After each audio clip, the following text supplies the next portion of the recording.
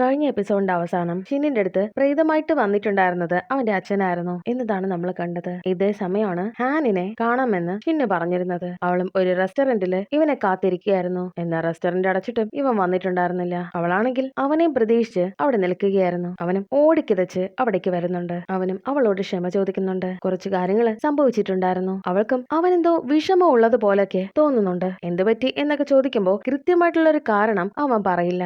എനിക്ക് നിങ്ങളോടൊരു കാര്യം പറയാനായിട്ടുണ്ട്. കുറച്ച് ദിവസത്തേക്ക് ഇനി ഓഫീസിലേക്ക് വരണ്ട. എന്താണെന്ന് എന്നോട് ചോദിക്കരുത്. ഞാനാണെന്ന് ഇവിടേക്ക് നിങ്ങളെ വിളിച്ചു വരുത്തിയിട്ടുണ്ടായിരുന്നത്. പക്ഷെ എനിക്കിവിടെ കൃത്യസമയത്ത് വരാനായിട്ട് സാധിച്ചിട്ടുണ്ടായിരുന്നില്ല. എന്നോട് ക്ഷമിക്കണം എന്നൊക്കെ പറഞ്ഞ് അവനും പോകുന്നുണ്ട്. അവനും വീട്ടിൽ പോയിട്ടുണ്ടായിരുന്നില്ല. ഓഫീസിലാണ് ഉറങ്ങിയിട്ടുണ്ടായിരുന്നത്. അവനും രാവിലെ ഉറക്കമുണരുന്ന സമയം ഷിന്നിന്റെ അച്ഛനും അവിടെ ഉണ്ടായിരുന്നു. അവനും അത് കണ്ട് പേടിക്കുന്നുണ്ട്. അയ്യോ, നിങ്ങൾ പേടിച്ചോ? നിനക്ക് വീടൊന്നുമില്ലേ? അതോ വീട്ടിൽ നിന്ന് ചവിട്ടി പുറത്താക്കിയതാണോ? എന്നെ കണ്ടിട്ട് അങ്ങനെയൊക്കെ തോന്നുന്നുണ്ടോ? ഷിന്നും അയാളോട് അവിടെ നിന്ന് പോകാനായിട്ട് ആവശ്യപ്പെടുന്നുണ്ട്. എനിക്ക് നിങ്ങളെ കാണണ്ട. അതെന്തുകൊണ്ടാ? നിങ്ങളെ ഒരു ക്ലയന്റ് ആയിട്ട് എനിക്ക് അക്സെപ്റ്റ് ചെയ്യാനായിട്ട് സാധിക്കില്ല. ഞാനൊരു വക്കീലല്ലേ? ഓ, നിങ്ങളൊരു വക്കീലായിരുന്നല്ലേ? ഞാൻ നിങ്ങളുടെ ക്ലയന്റ്. ഞാൻ ആരാണെന്ന് നിങ്ങൾക്കറിയാമോ? അവനും അറിയില്ലെന്നാണ് പറയുന്നത്. അതിനയാളും, നിങ്ങളൊരു വക്കീലാണെങ്കിൽ എപ്പോഴും ന്യായത്തിന്റെ ഭാഗത്തെ നിൽക്കാൻ പാടുള്ളൂ. പാർഷ്യാലിറ്റി കാണിക്കാനായിട്ട് പാടില്ല. ഓ, അതൊക്കെ നിങ്ങൾക്കറിയാറുന്നല്ലേ? എന്നിട്ടാണോ നിങ്ങൾ ഇങ്ങനെയൊക്കെ ചെയ്തു വെച്ചിട്ടുണ്ടായിരുന്നത് എന്ന് പറഞ്ഞിട്ട് ദേഷ്യപ്പെട്ട് അവിടെ നിന്ന് പോകുന്നുണ്ട്. അയാൾക്കും ഇവനെന്താ എന്നോട് ഇങ്ങനെ പെരുമാറുന്നതെന്ന് മനസ്സിലാകുന്നില്ല. ഇവിടെ ഹാനും ആലോചിക്കുന്നുണ്ട്, എന്തുകൊണ്ടായിരിക്കും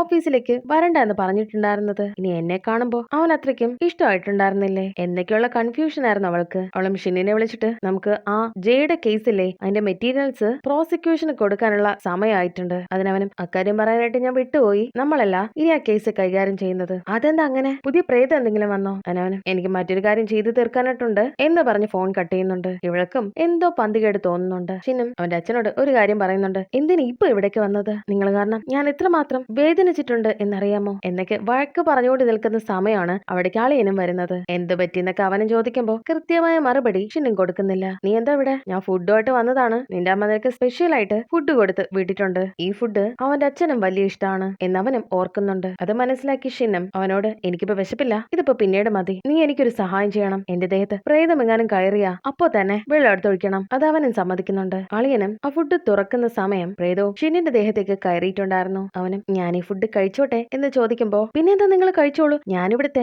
ഓഫീസ് മാനേജറാണ്. അവനും ആഹാരം ആസ്വദിച്ച് കഴിക്കുന്നുണ്ട്. ഷിന്ന് പറഞ്ഞിട്ടുണ്ടായിരുന്നു എങ്ങാനും പ്രേതം കയറി കഴിഞ്ഞാൽ അവന്റെ ദേഹത്തേക്ക് വെള്ളം ഒഴിക്കണമെന്ന്. പക്ഷെ ആളിങ്ങനെ ഫുഡ് കഴിക്കുന്ന കാണുമ്പോ അവൻ അങ്ങനെ ചെയ്യില്ല. ഞാൻ ഫുഡ് കഴിക്കുമ്പോ എനിക്ക് വല്ലാതെ എന്തൊക്കെയോ ഓർമ്മകൾ വരുന്നത് പോലെ തോന്നുന്നുണ്ട്.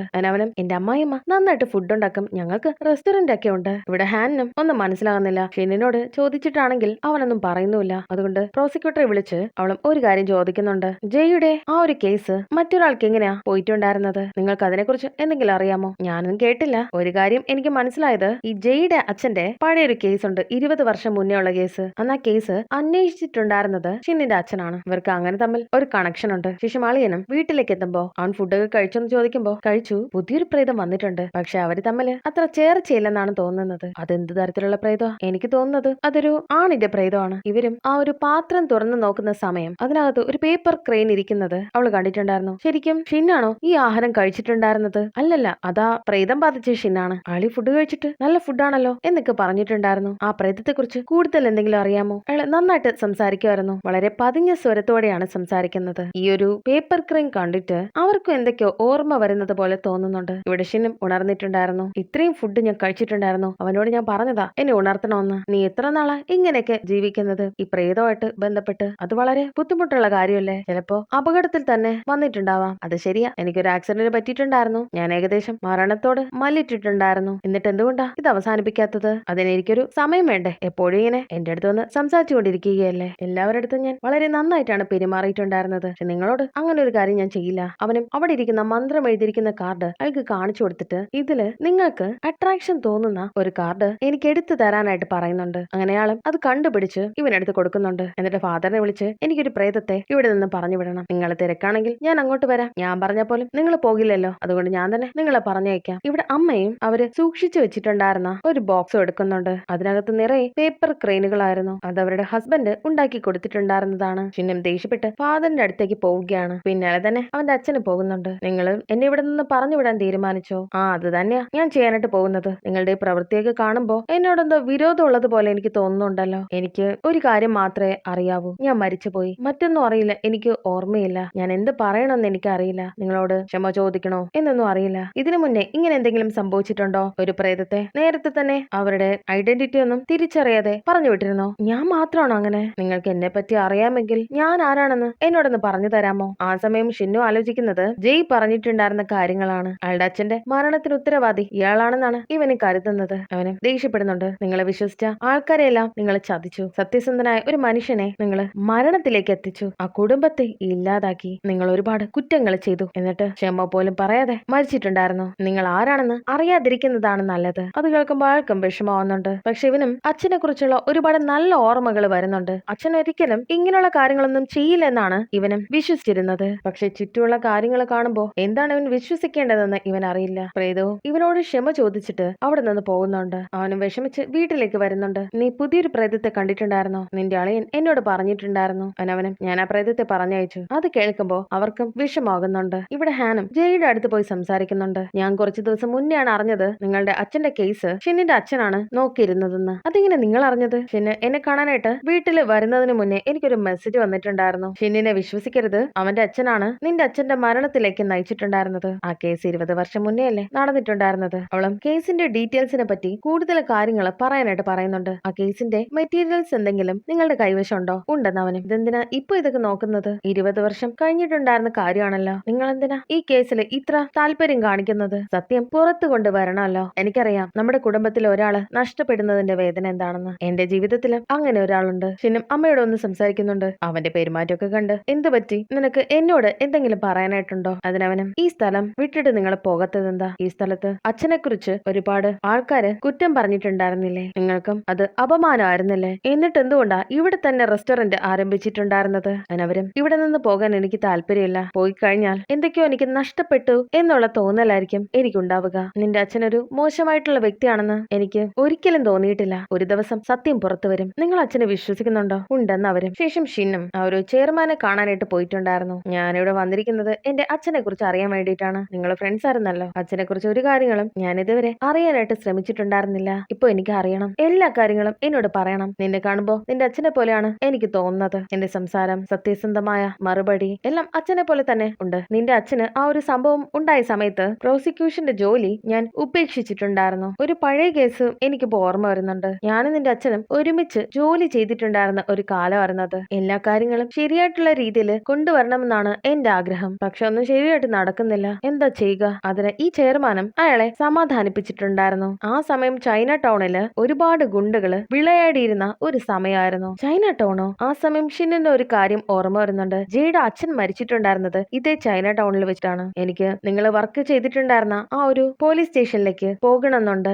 എന്തെങ്കിലും സഹായം ചെയ്യാനായിട്ട് സാധിക്കോ? അയാളും ഞങ്ങളുടെ കൂടെ ജോലി ചെയ്തിട്ടുണ്ടായിരുന്ന എല്ലാവരും റിട്ടയർ ആയി. അത് മാത്രമല്ല ഈ അഴിമതി കേസ് ഉള്ളത് കൊണ്ട് ഒരാളും കൃത്യമായിട്ട് അയാളെ കുറിച്ച് നിന്നോട് പറയില്ല. ഒരു ഡിറ്റക്റ്റീവ് ഉണ്ടായിരുന്നു, ചോയ് എന്നാണ് അയാളുടെ പേര്. അയാൾക്ക് ചില കാര്യങ്ങൾ അറിയാനായിട്ട് സാധിക്കും. അയാള് ചൈന ടൗണിൽ ഏറെക്കാലം ജോലി ചെയ്തിട്ടുണ്ടായിരുന്ന ഒരാളാണ്. അങ്ങനെ ആ ഒരു ഡീറ്റെയിൽസ് കിട്ടിയപ്പോ ഷിന്നും പോകാൻ ഒരുങ്ങുന്ന സമയം ചെയർമാനും എനിക്കും ഈ ഒരു കേസിൽ പല കാര്യങ്ങളും അറിയാനായിട്ട് താല്പര്യമുണ്ട്. നിനക്ക് എന്തെങ്കിലും വിവരം കിട്ടുകയാണെങ്കിൽ എന്നോട് കൂടി പറയണം. ഇക്കാര്യങ്ങളെല്ലാം തന്നെ സുപ്പീരിയറും കേൾക്കുന്നുണ്ട്. അവനും അസിസ്റ്റന്റിനെ വിളിക്കുന്നുണ്ട്. എനിക്ക് നിങ്ങളെ കാണണം ഇപ്പൊ തന്നെ. ഈ അസിസ്റ്റന്റിനോടാണ് അച്ഛൻ ആ മന്ത്രവാദിയെ കണ്ടുപിടിച്ചിട്ടുണ്ടായിരുന്നു എന്നുള്ള കാര്യം ചോദിച്ചിട്ടുണ്ടായിരുന്നത്. അത് ഇയാളും അസിസ്റ്റന്റിനോട് ചോദിക്കുന്നുണ്ട്. എന്റെ അച്ഛൻ അറിയായിരുന്നു ഷിന്നിന് പ്രേതങ്ങളെ കാണാനായിട്ട് സാധിക്കുമെന്ന്. എങ്ങാനും അയാളുടെ കൂട്ടുകാരന്റെ പ്രേതം ഷിന്നിനെ തേടി വരുമോ എന്ന് അച്ഛന് ഭയമുണ്ട്. ആ മന്ത്രവാദിയെ നിങ്ങൾ കണ്ടുപിടിച്ചോ? കണ്ടുപിടിച്ചു എന്ന് അയാളും. ഇവിടെ ഷിന്നും ഹാനും കൂടി ചൈന ടൗണിലേക്ക് പോവുകയാണ് ചോയ് എന്ന ഡിറ്റക്റ്റീവിനെ കാണാനായിട്ട്. അച്ഛനെ കുറിച്ച് കൂടുതലായിട്ട് മനസ്സിലാക്കണമെന്ന് ഇവനും തോന്നി. ഇവിടെ അമ്മയ്ക്കും ഒരുപാട് വിഷമം ഉണ്ടായിരുന്നു. അവൻ ആ പ്രേതത്തെ അവിടെ നിന്ന് പറഞ്ഞു വിട്ടിട്ടുണ്ടായിരുന്നല്ലോ. ഇവരും മനസ്സുകൊണ്ട് ഷിന്നിന് പ്രേതങ്ങളെ കാണാനായിട്ട് സാധിക്കുമെന്ന് അറിഞ്ഞ നിമിഷം മുതൽ ഇവരുടെ ഭർത്താവിനെ ഒന്ന് കാണാൻ പറ്റിയിരുന്നെങ്കിലെന്ന് ഇവരും ആഗ്രഹിച്ചിട്ടുണ്ട്. ഇവരും ഒരു സ്ഥലത്തേക്ക് വരുന്നുണ്ട്. ആ ഒരു സ്ഥലം ഭർത്താവും ഇവരും കൂടി ഒരുമിച്ച് വന്നിട്ടുണ്ടായിരുന്നതായിരുന്നു. ഇവരുടെ ഫാദറും പ്രേതങ്ങള് അലഞ്ഞു തിരിഞ്ഞു നടക്കുന്ന സമയം അവര് മുമ്പൊരിക്കൽ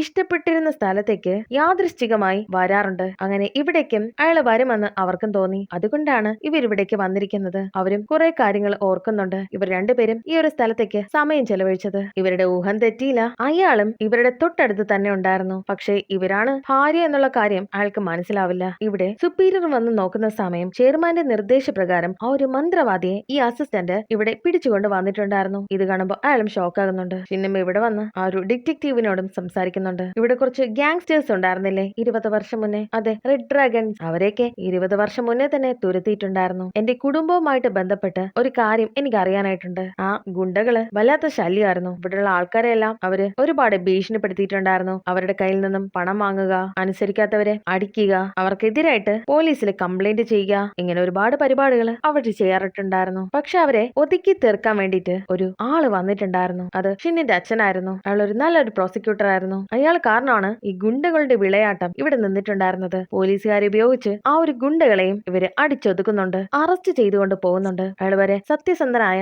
പോലീസുകാരനാണ്. അയാൾ കാരണമാണ് ഇവിടുത്തുകാർക്ക് കുറച്ചെങ്കിലും ആശ്വാസമായിട്ടുണ്ടായിരുന്നത്. ഒരുപാട് കാലമായിട്ടുണ്ടായിരുന്നു. എന്നിരുന്നാലും ആ പ്രോസിക്യൂട്ടറുടെ പേര് നിങ്ങൾക്ക് ഓർമ്മയുണ്ടോ? എനിക്കറിയാവുന്നതായിരുന്നു. ഹാനും ഷിന്നിന്റെ അച്ഛന്റെ പേര് പറഞ്ഞു കൊടുക്കുന്നുണ്ട്. അയാളോ? അയാളെ കുറിച്ച് അങ്ങനെയൊന്നും സംസാരിക്കരുത്. അയാളൊരു ദുഷ്ടനായിരുന്നു. ആ റെഡ് ഡ്രാഗൺസിന്റെ കയ്യിൽ നിന്നും പണം വാങ്ങിയിട്ടുണ്ടായിരുന്നു. അവരെ വെച്ചിട്ട് അയാൾക്ക് വേണ്ടി അയാൾ ഒരുപാട് പണവും സമ്പാദിച്ചിട്ടുണ്ടായിരുന്നു. അവരുടെ കയ്യിൽ നിന്നും ഒരുപാട് കൈക്കൂലിയും ഈ ഒരു വാങ്ങിക്കുമായിരുന്നു. അയാളുടെ പ്രൊട്ടക്ഷനോട് കൂടിയാണ് ആ ഒരു ഗുണ്ടകളും വളർന്നിട്ടുണ്ടായിരുന്നത്. ഇവിടത്തുകാർക്കാർക്കും അയാളെ ഇഷ്ടമല്ല. അയാൾ വലിയൊരു ദുഷ്ടനായിരുന്നു. ഇതൊക്കെ കേൾക്കുമ്പോ ഷിന്നിനും സഹിക്കാനാകുന്നില്ല. ആ ശരിയായ ഞാൻ പറഞ്ഞ ഒരു പ്രോസിക്യൂട്ടറുടെ പേര് യാങ് എന്നായിരുന്നു. അതാ ചെയർമാനാണ്. ഇവിടെ സുപ്പീരിയറും ആ മന്ത്രവാദിയോട് സംസാരിക്കുന്നുണ്ട്. ഞാൻ എനിക്കറിയാന്നുള്ള എല്ലാ കാര്യങ്ങളും നിങ്ങളോട് പറഞ്ഞിട്ടുണ്ടായിരുന്നില്ലേ? എന്നെ ഇവിടെ നിന്ന് പറഞ്ഞയക്കണം. ഈ പ്രേതങ്ങളെ ഇവിടെ നിന്ന് പറഞ്ഞയക്കണമെങ്കിൽ എന്ത് ചെയ്യണം? അവനും ആ ഒരു മന്ത്രം എഴുതിയിരിക്കുന്ന കാർഡ് കച്ചു കളയണം. അവരിവിടെ നിന്ന് പൊക്കോളും. ചെയർമാനിന് ഇതിനെക്കുറിച്ച് അറിയാമോ എന്ന് ചോദിക്കുമ്പോ അസിസ്റ്റന്റും ഉണ്ടെന്ന് പറയുന്നുണ്ട്. ഇവിടെ ആ ഒരു ഡിറ്റക്റ്റീവും ഷിന്ന് വന്നിട്ടുണ്ടായിരുന്നു എന്നുള്ള കാര്യം ഈ ചെയർമാനെ വിളിച്ച് പറഞ്ഞിട്ടുണ്ടായിരുന്നു. ശരിക്കും ഈ ചെയർമാന്റെ നിർദ്ദേശപ്രകാരമാണ് ഒരുപാട് കള്ളങ്ങള് ഈ ഡിറ്റക്റ്റീവ് അവനോട് പറഞ്ഞിട്ടുണ്ടായിരുന്നത്. ഷിന്നും ഒരുപാട് വിഷമത്തിലാണ്. അവൻ എന്ത് ചെയ്യണമെന്ന് അറിയില്ല. അവൻ വിശ്വസിക്കുന്ന അവന്റെ അച്ഛൻ വളരെ നല്ലൊരു മനുഷ്യനാണ്. അയാൾ ഇങ്ങനെയുള്ള ആൾക്കാർ പറയുന്നത് പോലെ ഒരു കാര്യങ്ങളും ചെയ്യുമെന്ന് അവന് തോന്നുന്നില്ല. അവൻ ഒരുപാട് സപ്പോർട്ട് ചെയ്തിട്ടുണ്ടായിരുന്നത് അവന്റെ അച്ഛനാണ്. അവൻ എല്ലാ കാര്യങ്ങളിലും അയാൾ കൂടെ ഉണ്ടായിരുന്നു. എല്ലാ കാര്യങ്ങളിലും അവനെ അച്ഛനും വിശ്വസിച്ചിട്ടുണ്ടായിരുന്നു. ആ സ്കൂളിന്റെ പ്ലേ ഗ്രൗണ്ടിൽ വന്ന് അവനെ സപ്പോർട്ട് ചെയ്യുന്നത് അച്ഛന് വലിയ ഇഷ്ടമായിരുന്നു. ഇത് മനസ്സിലാക്കിയ ഷിന്നും അയാളെ അന്വേഷിച്ച് ആ ഒരു പ്ലേ ഗ്രൗണ്ടിലേക്ക് വരുന്നുണ്ട്. അവിടെ അവന്റെ അച്ഛനും ഇരിക്കുന്നുണ്ടായിരുന്നു. എങ്ങനെയാണെന്ന് അറിയില്ല, ഞാനിവിടേക്ക് എത്തപ്പെട്ടതാണ്. എന്ത് പറ്റി? ആ ഒരു മന്ത്രം എഴുതിയിരിക്കുന്ന കാർഡ് നീ കത്തിച്ചില്ലേ? എനിക്കും അറിയില്ല. ഞാൻ വിചാരിച്ചത് ഒരു ചെറിയ കാര്യമെങ്കിലും ഉണ്ടെങ്കിൽ എനിക്ക് നല്ലത് അച്ഛനെ കുറിച്ച് കേൾക്കാമായിരുന്നു എന്നാണ്. പക്ഷെ ഒരുപാട് പേര് അച്ഛനെ കുറിച്ച് പറഞ്ഞ കാര്യങ്ങളൊന്നും എനിക്ക് കേട്ടിട്ട് സഹിക്കാൻ പറ്റുന്നില്ല. ഇനി ഞാൻ ആ ഒരു എക്യൂസ് എല്ലാം മതിയാക്കുകയാണ്. മറ്റുള്ളവര് പറയുന്നത് എന്താണെന്ന് എനിക്ക് കേൾക്കണ്ട. ഞാൻ വിശ്വസിക്കാൻ പോകുന്നത് നിങ്ങൾ പറയുന്നതാണ്. എന്റെ അനുഭവത്തിലൂടെ ഞാൻ മനസ്സിലാക്കിയ ഒരു മനുഷ്യൻ എന്ന് പറഞ്ഞിട്ട് അയാളുടെ പേരും ഡേറ്റ് ഓഫ് ബർത്തും പറഞ്ഞു കൊടുക്കുന്നുണ്ട്. ഞാൻ നിങ്ങളുടെ മകനാണ് എന്നുള്ള സത്യവും അയാൾക്ക് പറഞ്ഞു കൊടുക്കുന്നുണ്ട്. അയാൾ ഷോക്കാകുന്നു. ഇവിടെ വെച്ച് എപ്പിസോഡ് അവസാനിക്കുന്നു.